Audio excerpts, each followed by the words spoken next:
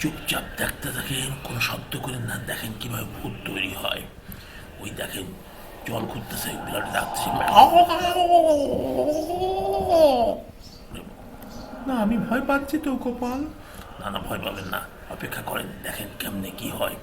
পুরো প্রক্রিয়াটা দেখতে থাকেন, তারপরে এখানে আস্তে করে আমরা চলে যাবো, ভূত টেরই পাইবে না। আচ্ছা আচ্ছা গোপাল, আমি তো ভয় পাচ্ছি। না না, ভয় পেন না, এগুলো এআই ভূত, এগুলো বিভিন্নভাবে এআই তৈরি করে।